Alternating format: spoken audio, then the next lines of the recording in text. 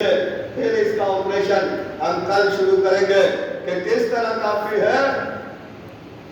لیکن ہمیں افسوس اس بات کا ہے، ہم روتے ہیں تو اس لیے روتے ہیں ہمارا جوان لوگ بھڑکیلے لباس پہننا پسند کرتے ہیں.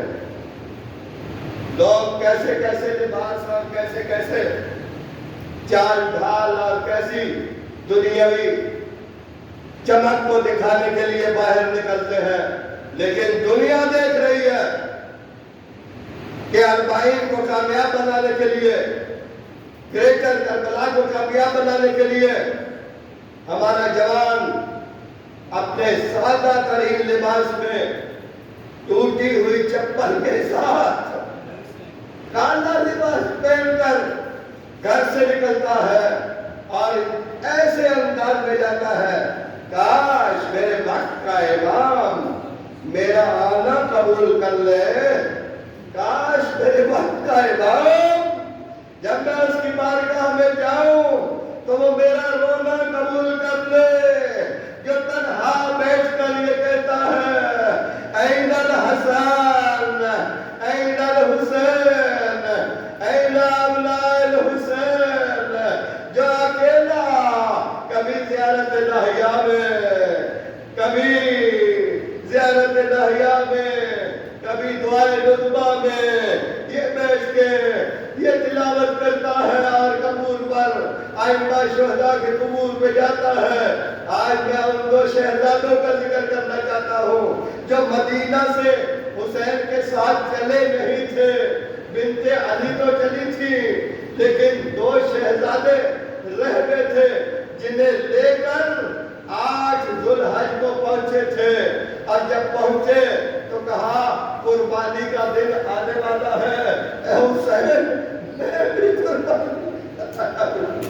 اب مجھے پتا چلا ہے کہ میرے دو شہزادے پیچھے نہ رہ جائیں، اور نہ محمد کو لے کر 8 ذوالحج کو حسین کے پاس پہنچتے ہیں. بنت علی نے پوچھا کہ آپ کیسے آئے ہیں؟ کہا میں حسین کا صدقہ لایا ہوں،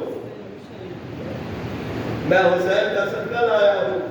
بنت علی نے کہا آپ اتنے امیر ہو گئے کہ آپ حسین جیسی ہستی کا، جنت کے سردار کا صدقہ آپ دے سکتے ہو؟ آپ کیسے حسین کا صدقہ دے سکتے ہو؟ کہا نہیں، میں وہ قربانی نہیں جو آپ سمجھ رہے ہیں، میں یہ اور کو لایا ہوں، میں محمد کو لایا ہوں، یہ دو تمہارے بیٹے ہیں، میں انہیں لے کر آیا ہوں. بنت علی نے فرمایا میں نے اولو محمد کی بجائے علی اکبر کو اپنا بیٹا بنایا ہے. عزادارو 10 محرم کا دن تھا. 10 محرم کو جب سارے اصحاب شہید ہو گئے تو سب سے پہلے مولا عباس سامنے آتے ہیں، آ کر کہتے ہیں مولا مجھے اجازت دو، میں غلام ہوں نا، اب آپ کے سارے اصحاب شہید ہو گئے، میں آپ کا غلام ہوں.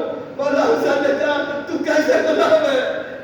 آج یہ ہر وقت کہتا ہے میں نوکر ہوں، میں غلام ہوں.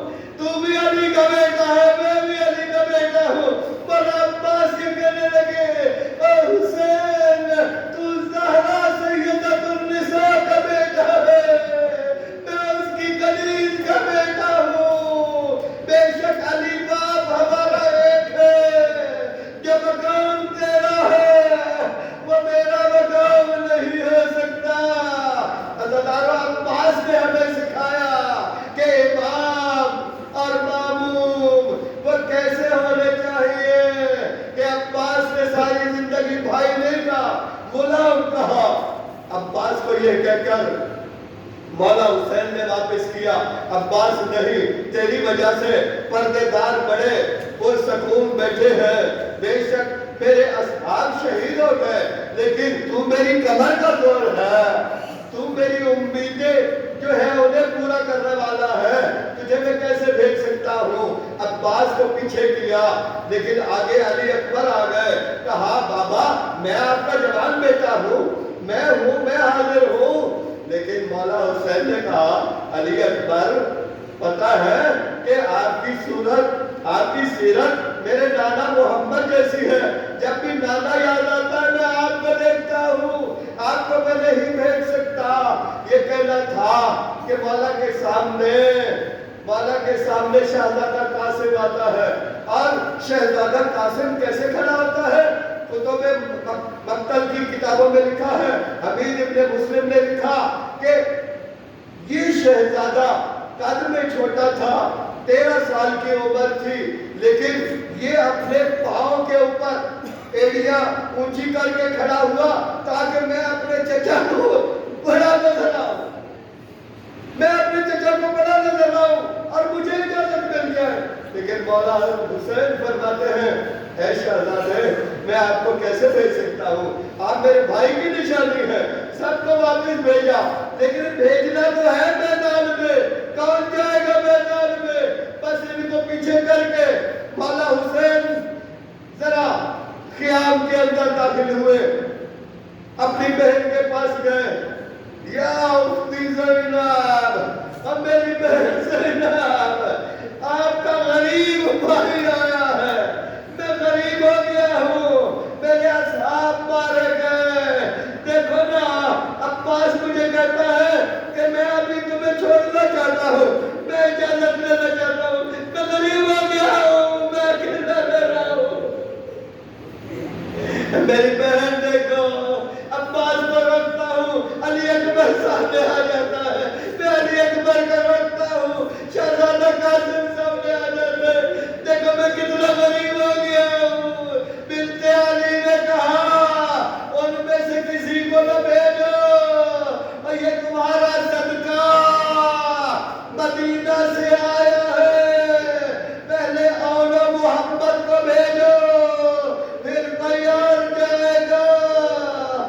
مولا حسین بہن کے فرمان کو کبھی جھٹلاتے نہیں تھے.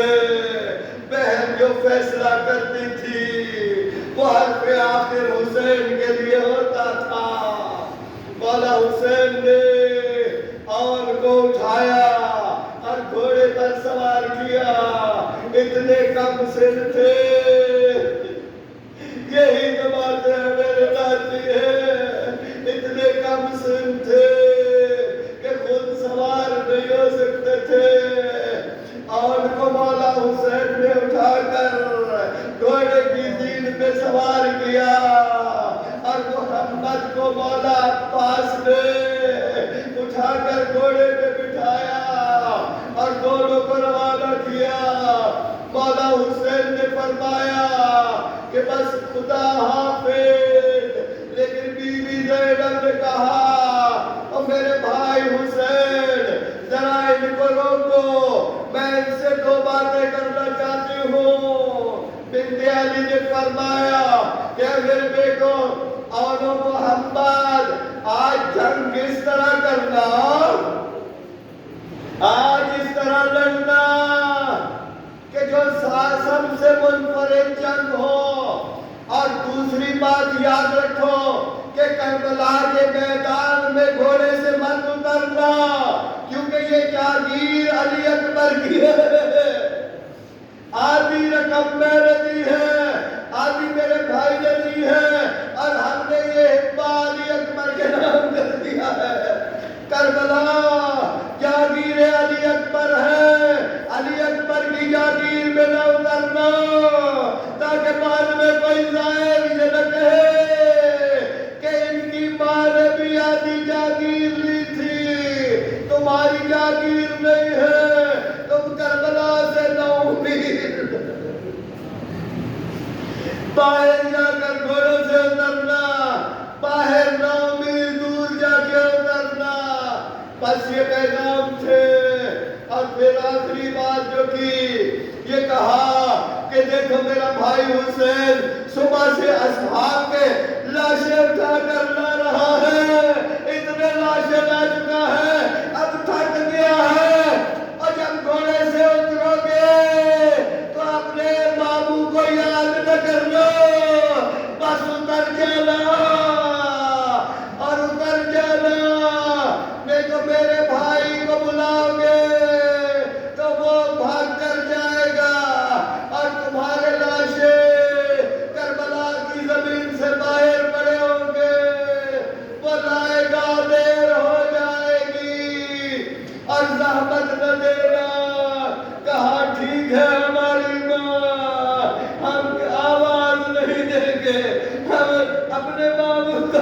مدد کے لیے نہیں پکاریں گے، ہم مدد کے لیے نہیں پکاریں گے کسی کو۔ دونوں بھائیوں نے آگے بڑھ کر اپنے گھوڑوں کو اکٹھا کیا اور دونوں نے مشورہ کیا، کہا بھائی کیسے لڑنا ہے؟ دونوں نے فیصلہ کیا ہم کربلا کے درمیان سے جنگ جا کے نہیں کریں گے۔ ایک کو کہا کہ اور تم اوپر سے اس طرف سے دائیں طرف سے جاؤ، میں بائیں طرف سے جاتا ہوں، لیکن ہمارا ہدف یہ فوج نہیں ہونی چاہیے۔ یاد رکھو دونوں بھائیوں نے ایک دوسرے کو توجہ چاہتا ہوں، چند جملے سنتے جاؤ۔ دونوں بھائیوں نے ایک ہدف بنایا۔ کیا بنایا؟ دونوں نے کہا ہم نے لڑتے لڑتے یزیدیوں کو قتل کرتے کرتے ہم نے اپنا نشانہ عمر سعد ملعون کو بنانا ہے، جس نے کربلا میں آ کر یہ کہا تھا یہ پہلا تیر میں چلا رہا ہوں حسین کی طرف، گواہ رہنا سب سے پہلے اس کے گریبان تک پہنچیں گے۔ ہم دونوں بھائیوں کی یہ ذمہ داری ہے۔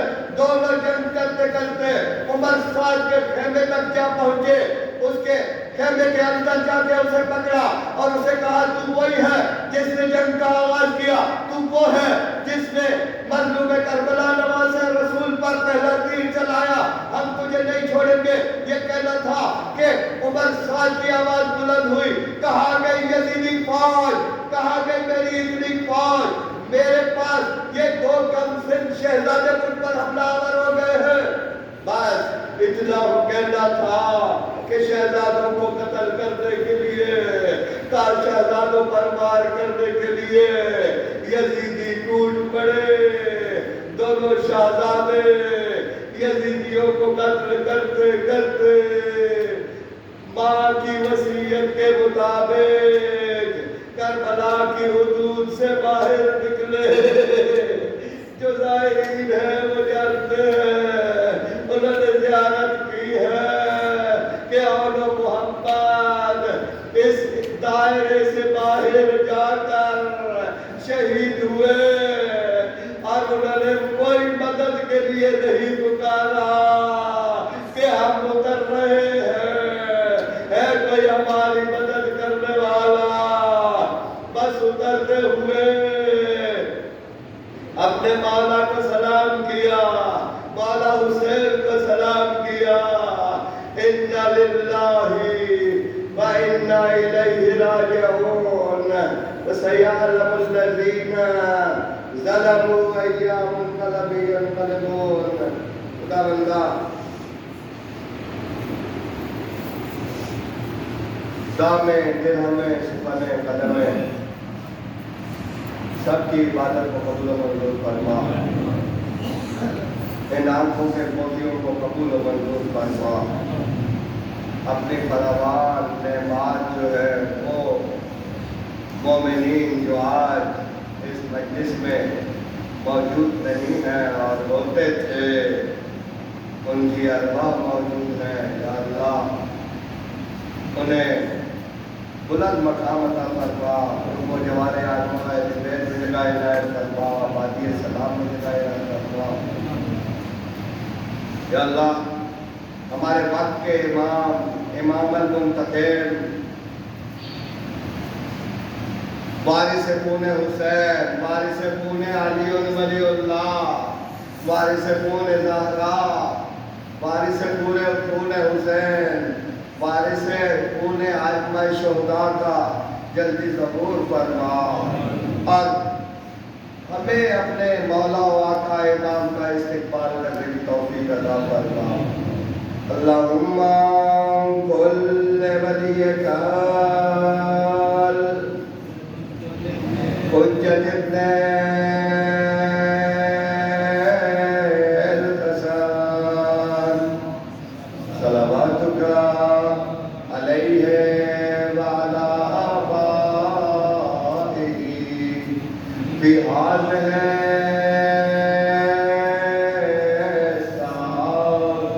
وفی کل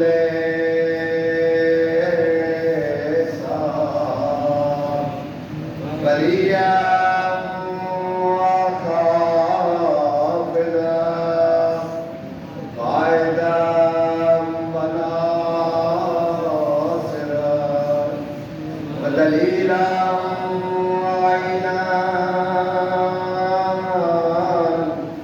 حتى تسكنه أرضك طوعا وتمتعه فيها طويلا. اللهم صل على محمد وآل محمد وعجل فرجهم. لبيك